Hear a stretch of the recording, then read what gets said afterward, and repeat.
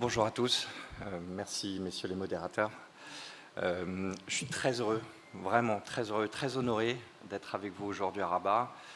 Je trouve ça absolument fantastique de pouvoir participer à une si belle rencontre, très professionnelle.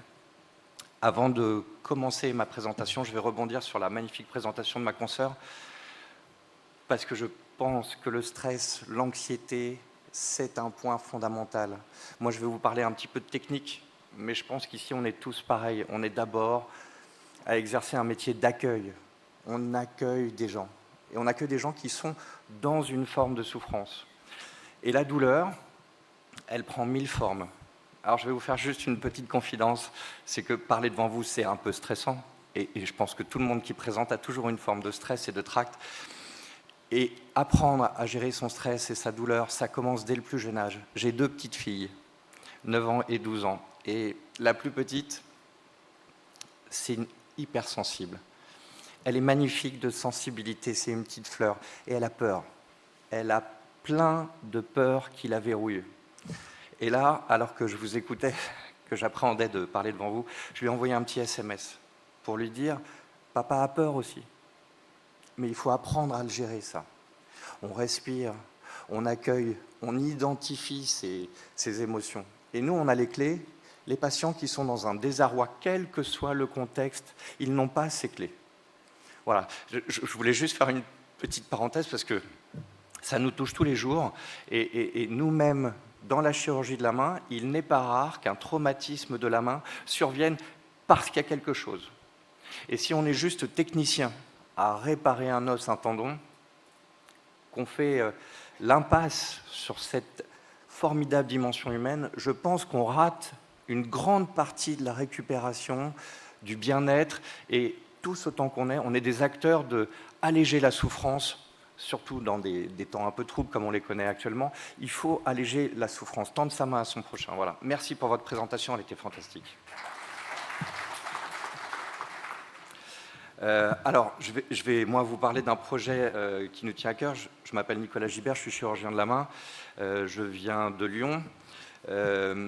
Et on est une dizaine de chirurgiens. On a été contacté par notre confrère docteur Pierre Tirode, qui est anesthésiste, qui s'est installé lui à Rabat, pour essayer de déployer une solution qui offre... excusez-moi, j'ai pas mes notes, mes excuses. Le technicien, s'il vous plaît, est-ce que je peux vous demander un petit coup de main? Mes excuses.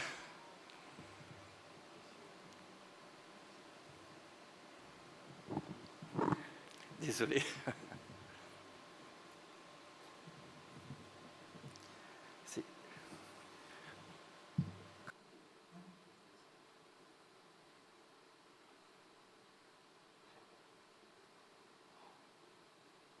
En attendant, donc, je remercie le centre SOS Main Rabat de sponsoriser cette partie. Je remercie aussi le docteur Chafek, que je n'ai pas présenté, c'est le représentant de l'association El Hakama. Merci d'être avec nous. Donc je vais vous parler d'un projet qui nous tient beaucoup à cœur, c'est la mise en place d'une filière SOS Main ici, à l'hôpital privé Pasteur. Et l'idée est simple, c'est pour tout traumatisme, toute plaie, toute douleur, du membre supérieur, qu'il puisse exister un réflexe, je pense, SOS Main Rabat, pour offrir des soins adaptés à toutes ces pathologies très spécifiques. Alors, moi je suis chirurgien orthopédiste, spécialisé en chirurgie de la main et du membre supérieur. Je viens d'un centre SOS Main à Lyon, et on est une équipe d'une dizaine de collègues. Nous travaillons tous dans des centres SOS Main, et notre objectif, c'est de déployer de partager notre expérience en la matière et parallèlement à ce contexte d'urgence, de développer effectivement aussi la chirurgie programmée. Donc le but, ce n'est pas du tout d'arriver en sachant tout, mais de partager notre expérience et de construire avec vous quelque chose d'utile pour la population marocaine. Alors, en quelques chiffres, il en faut toujours des chiffres, la main et le poignet, c'est 20 à 25% des urgences chirurgicales. La main, on parle avec la main, c'est le prolongement direct de votre cerveau. La main, c'est un outil, la main, c'est esthétique, la main, c'est beaucoup plus qu'un simple organe. On parle avec la main, c'est fondamental. Et dans la douleur, on a la possibilité même d'avoir des problèmes sur un simple stress physique et d'avoir des mains dites psychogènes, donc c'est vraiment un organe fantastique. Au niveau mondial, en France, pardon, on a peu ou prou 1,4 million d'accidents de la main et environ la moitié sont graves. Au niveau mondial, les lésions de la main, c'est 10% des DALY, c'est-à-dire les années de vie en bonne santé qui sont perdues. Et ça, c'est gigantesque. On voit que les travailleurs manuels, le BTP, l'agriculture, l'artisanat, ils sont très largement surreprésentés. Et au Maroc, c'est quasiment le double de ces métiers, le double de ce qu'on a nous en France. Autrement dit, ce qu'il faut vraiment retenir, c'est que quand vous avez une main abîmée, ce n'est pas seulement un organe, c'est souvent un métier, une vie professionnelle, mais aussi sociale, familiale qui sont en danger. Quand on regarde les coûts, on comprend pourquoi c'est un vrai enjeu de santé publique. Il y a des coûts directs, certes, les soins, la chirurgie, la rééducation, mais surtout les soins, les coûts indirects, c'est-à-dire vous avez les arrêts de travail, les pertes de productivité, les pertes d'emploi, et globalement, il y a des études qui montrent qu'on estime le coût moyen d'une lésion de la main à 7000 $, dont 65% sont des coûts indirects. Donc ce n'est pas pour faire peur avec des chiffres, mais pour montrer que bien prendre en charge une main dès le début, c'est à la fois un service pour le patient et un enjeu économique et social. Alors concrètement, ce projet il s'appuie sur l'hôpital privé Pasteur, ici à Rabat. C'est un établissement multidisciplinaire avec des urgences 7 jours sur 7. Ça, c'est indispensable. On ne peut pas dire non, on est fermé. Donc ça, il faut pouvoir accueillir 7 jours sur 7 les patients. C'est un plateau technique moderne et une salle de bloc dédiée à la chirurgie de la main, parce qu'on ne peut pas faire attendre. Donc on vient simplement, nous, renforcer et compléter l'équipe locale avec cette surspécialisation de la main et du membre supérieur. Si on résume, vous avez un accident de la main toutes les 20 secondes dans le monde. Dans les pays industrialisés, comme je vous disais, c'est globalement 1,4 million par an, et moins de 20% sont orientés vers des centres spécialisés. C'est gigantesque, ça veut dire que vous avez une perte de chance qui est fantastique. Les conséquences, vous les voyez tous les jours dans vos cabinets. C'est les raideurs, c'est les douleurs chroniques, c'est les séquelles avec des handicaps, et des handicaps qui sont dans la vie quotidienne, ce n'est pas seulement dans l'emploi. Et puis des incapacités qui auraient parfois pu être évitées. Donc la perte de chance, elle vient majoritairement de l'absence de filières dédiées. Et j'aime beaucoup cette phrase, la main, c'est certes 1% du corps, mais c'est 100% de l'autonomie. Et je renvoie au neurologue avec l'homonculus de Penfield, qui nous montre combien la sphère ORL, le visage et la main, ces deux petites parties de notre corps, c'est 2/3 de l'aire sensitive. Alors, notre message, il est volontairement très simple. Toute plaie de la main est suspecte. Pourquoi ? Parce que vous avez des tendons, des articulations, des nerfs, des artères qui sont immédiatement sous-cutanés. Il n'y a pas d'espace mort dans la main. Il n'y a que des organes nobles, des structures nobles. Donc une petite plaie, apparemment banale, elle peut cacher une lésion grave. Si la plaie dépasse le derme, surtout en paume, ou si elle est dorsale avec une suspicion d'atteinte tendineuse ou articulaire, mieux vaut ne pas suturer au cabinet. Parce qu'il vous faut une anesthésie qui soit à la hauteur de la douleur et du traumatisme. Et si vous essayez de bien faire, non seulement vous pouvez négliger une lésion grave en dessous, mais il y a un mauvais vécu du patient sur place dans votre cabinet. Donc il ne s'agit pas de vous prendre les patients, mais de dire il faut une structure adaptée pour la prise en charge globale des pathologies. L'idée, c'est vraiment de sécuriser le parcours du patient. Alors l'examen clinique, en pratique, vous n'avez pas toujours beaucoup de temps pour examiner les gens, mais ça prend 2 minutes.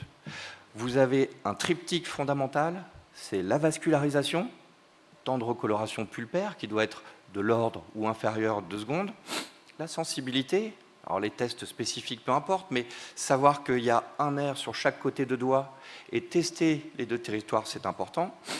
et bien sûr la motricité. Et surtout, retenir qu'un examen d'allure normale n'exclut pas une lésion. Vous avez des lésions partielles, et puis vous avez la lésion devant vous, et comment elle peut évoluer si elle n'a pas le traitement ad hoc. Alors je vous montre rapidement quelques exemples de ce que nous pouvons faire au bloc.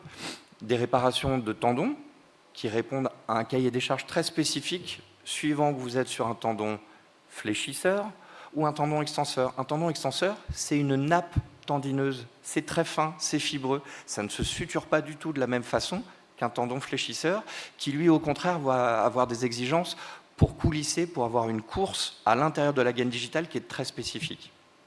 Et puis surtout, faire de la chirurgie de la main, c'est faire de la microchirurgie. On ne peut pas prendre en charge une plaie de la main si on n'est pas en capacité de réparer un nerf, une artère, et je l'ai encore fait hier au bloc opératoire. L'aide opératoire ne voit pas à l'œil nu le fil et l'aiguille de microchirurgie. Donc il y a une compétence à développer qui est fondamentale.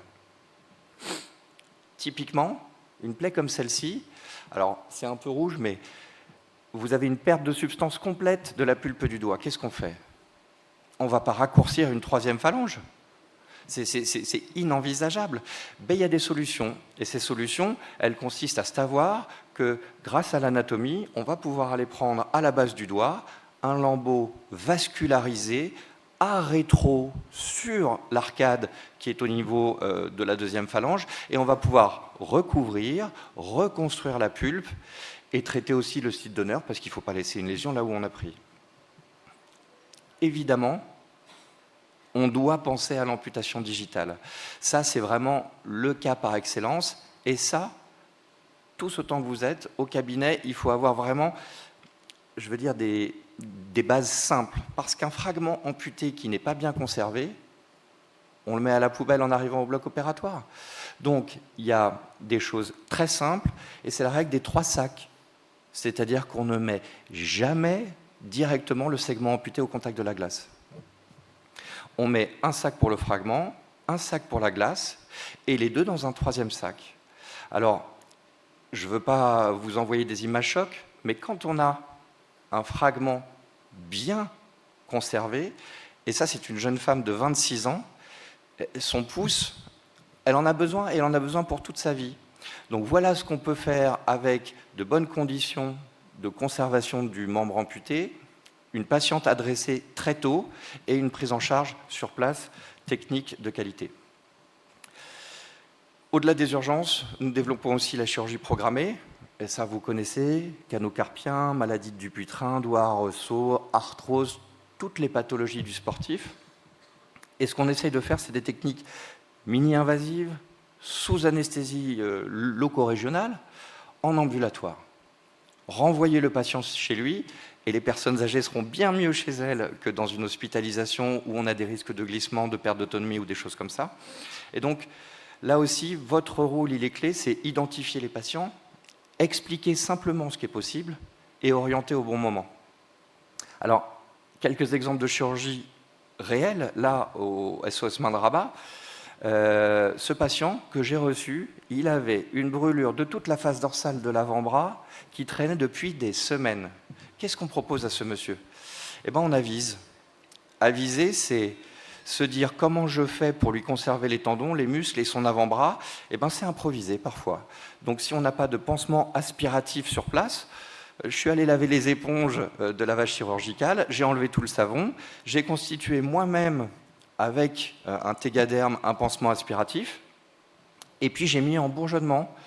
Et puis petit à petit, avec des pansements très réguliers qu'on fait au SOS Main, pour montrer au monsieur qu'on est là, on le suit, on le prend en charge, et l'évolution se fait à la faveur d'une greffe de peau vers une récupération quasi totale. Et surtout, ce monsieur qui avait son bras à 90 degrés depuis des semaines, il ne pouvait plus étendre son coude. Donc dès la première fois où je l'ai reçu, je lui ai dit « Monsieur, on y va. C'est grave, oui, mais bougez votre coude, parce que si vous récupérez, il faudra l'utiliser. » Autre exemple, on n'est pas des magiciens, il ne s'agit pas de dire que nous, on va pouvoir remettre tous les doigts. Ça, c'est gravissime, il n'y a plus de vascularisation, il n'y a plus d'os, il n'y a plus de tendons, mais on peut utiliser le doigt sacrifié pour reconstruire le doigt adjacent. Et voilà encore ce patient, adorable, de très bonne volonté. Et quand je lui ai dit qu'il fallait bouger rapidement, à 3 semaines, il a déjà récupéré une flexion de doigt. Et surtout, le doigt amputé n'est pas exclu. Et ça, c'est fondamental. Un autre exemple, ce patient qui a fait une mauvaise chute sur son travail, il est tombé d'une échelle, le poignet, il est détruit. Il n'y a plus de poignet, il n'y a plus de surface articulaire. Eh bien, il y a des solutions qui sont envisageables. J'ai retiré toute la première rangée des os du carpe et j'ai reconstruit son radius en utilisant la première rangée, faire une greffe ostéochondrale pour reconstruire une surface articulaire exploitable. Donc voilà, tout cela, ça n'est possible que si on reste dans une logique de réseau. Chirurgien de la main spécialisé, anesthésistes impliqués, et ils sont excellents, kinésithérapeutes, orthésistes, et surtout vous, médecins généralistes, parce que ça passe par vous. Vous êtes le premier maillon de la chaîne, et on a besoin vraiment d'une orientation et des explications et rassurer les patients sur la qualité de la prise en charge. Si chaque maillon fait son job, on va gagner en qualité. Donc brièvement, les noms, on est une dizaine, je ne vais pas vous les égrener, mais on est tous de la même trempe, on est tous amis, on a tous les mêmes compétences, et l'idée c'est qu'il y ait systématiquement un chirurgien sur place pour recevoir les patients. Alors j'ai beaucoup parlé, je vais peut-être passer directement à la seconde présentation pour éviter d'empiéter.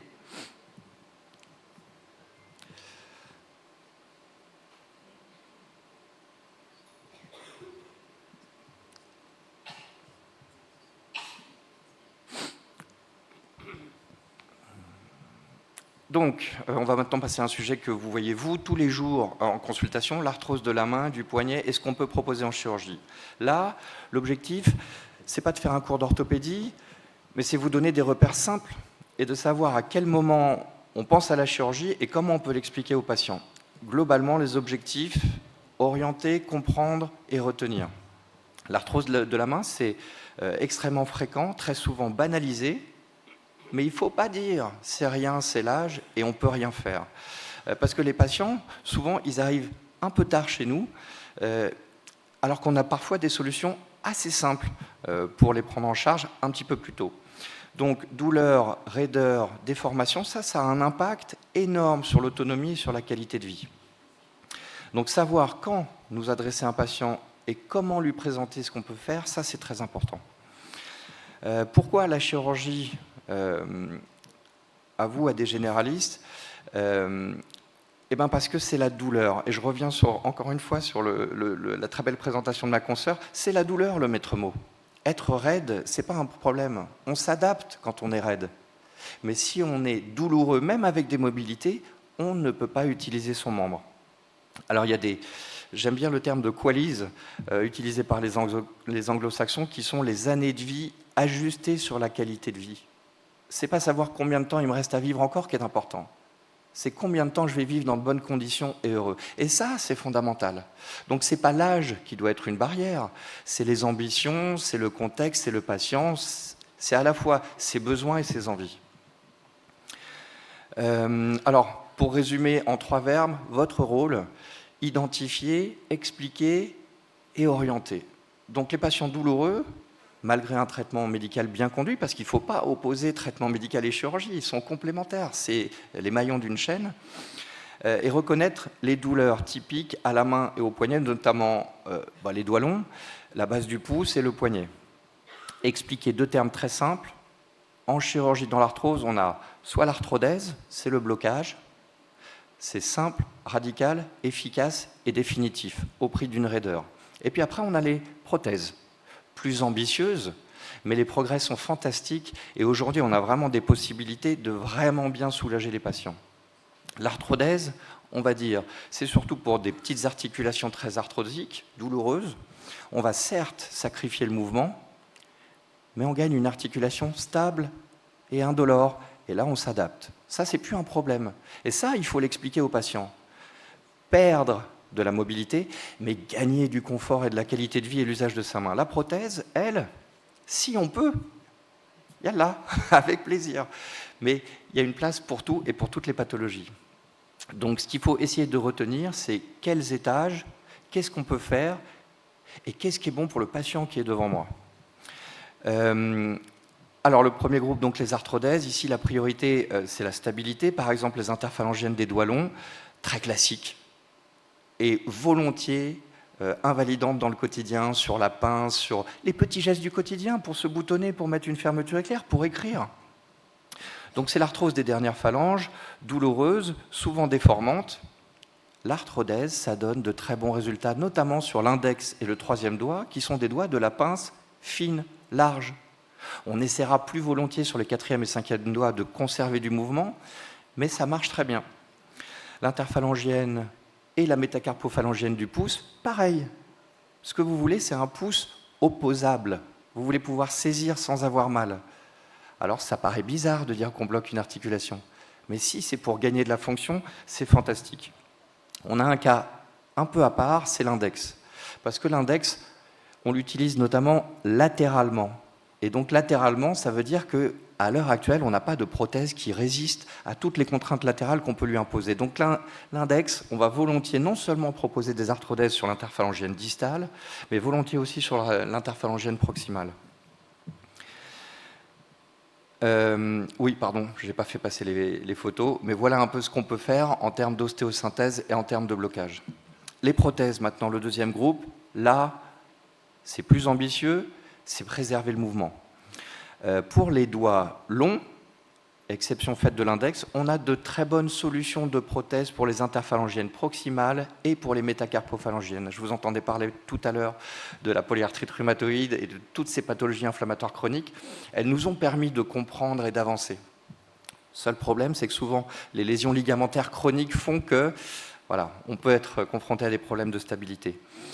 Mais pour ces patients qui souffrent tous les jours, eh ben, à nouveau, on va faire du cas par cas. Pas pareil pour le travailleur manuel ou pour une femme de 50 ou 60 ans. On s'adapte.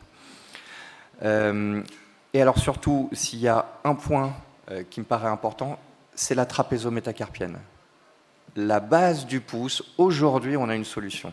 Pendant longtemps, on ne savait pas quoi faire. On avait des prothèses qui étaient mal conçues, qui étaient mal dessinées, ce n'étaient pas les bons matériaux et elles ne tenaient pas longtemps. Et puis un jour, on s'est dit, mais attends, on n'est quand même pas plus bête en chirurgie de la main qu'en chirurgie de la hanche. Pourquoi eux, ils y arrivent et nous pas? Et l'avènement des nouveaux matériaux, du titane, de l'hydroxyapatite et notamment, de fait, de l'ostéo-intégration, ça a réglé tout un tas de problèmes. Et aujourd'hui, on a des implants qui permettent de retrouver un pouce mobile et indolore avec des durées de vie de quasiment 15, 20, 25 ans. Donc c'est assez fantastique, ça se fait en ambulatoire et en 3 mois, on va bien. Le poignet, alors on raisonne un peu différemment avec des options graduées. La majorité des cas, c'est des lésions ligamentaires qui passent souvent inaperçues sur le compte d'une entorse, ou alors les fractures non consolidées du scaphoïde. Et ça évolue sur 10 à 15 ans. Et bien souvent, quand les patients nous arrivent, on n'a plus vraiment de solution facile pour conserver le mouvement. On a ce qu'on appelle des solutions dites d'arthrodèse partielle du carpe, où on va supprimer les os du carpe arthrosiques qui sont pourvoyeurs de douleur, c'est leur caillou dans la chaussure un petit peu, et puis on va essayer de rentabiliser les surfaces articulaires encore exploitables. Il y a des possibilités aussi, par exemple, de retirer toute la première rangée des os du carpe si la première n'est plus exploitable. Et puis après, vous avez des arthrodèses. À nouveau, c'est un peu difficile de dire qu'on va, pardon pour le mot, amputer une partie du mouvement, mais si c'est pour récupérer un poignet moins mobile, mais qui n'est plus douloureux, alors les patients sont heureux. Et depuis très peu de temps, on a enfin à disposition une très bonne prothèse totale de poignet. Ça, c'est une véritable révolution. Et puis, quand il n'y a plus rien à faire, ou alors que vous avez un travailleur manuel qui est dans le BTP, qui a besoin de porter des moellons ou de mettre des coups de masse, lui, on ne va pas lui proposer une prothèse. On va lui expliquer, faire des simulations d'arthrodèse et avoir des solutions un peu plus radicales. Pour la radio ulnaire distale, de la même façon, comment traiter la douleur? Faut supprimer le frottement pourvoyeur de ces douleurs, l'arthrose. Donc on a des résections de l'extrémité inférieure du radius ou des arthrodèses partielles.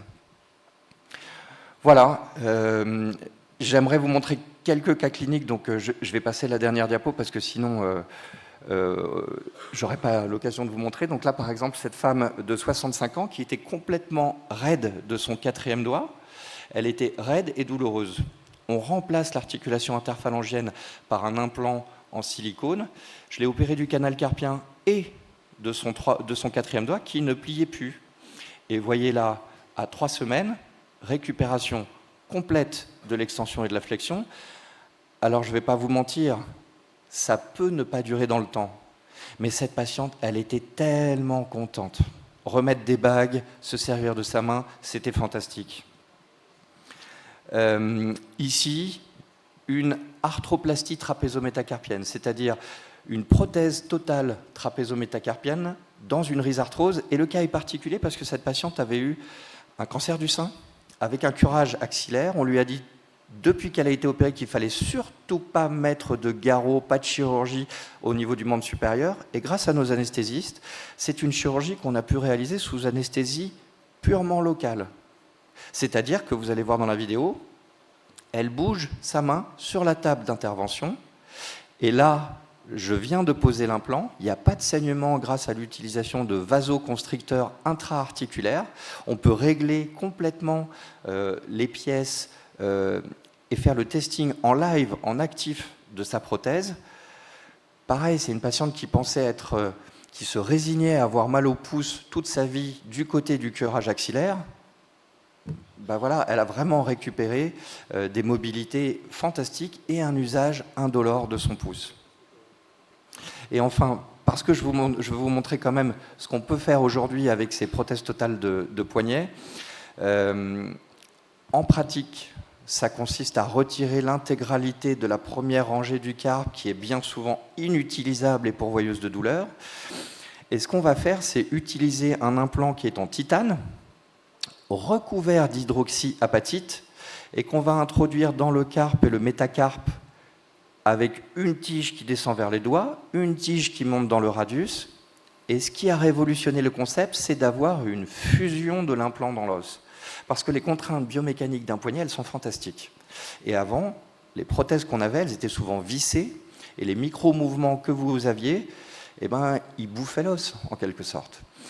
Et aujourd'hui, on est en capacité à des gens qui ont des ambitions, on va dire, manuelles du quotidien, de leur dire non, on ne bloque pas le poignet.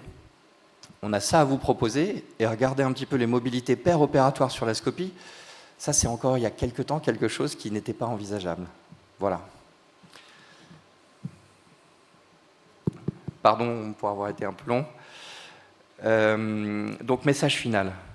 Ne pas hésiter à nous contacter, à nous envoyer un message, à aller sur nos adresses mail, à nous dire qu'est-ce que vous pensez. Nous, on est là pour partager, on est là pour échanger. Expliquer simplement aux patients, identifier les douleurs, les prendre en charge, les accueillir et nous les adresser. Et puis, voilà, je voulais faire des remerciements très chaleureux parce que vraiment, ça fait plaisir d'être là. Je suis incroyablement honoré d'être parmi vous. Un grand merci à Pierre, qui est l'initiateur du projet. C'est à la fois une belle rencontre professionnelle et humaine.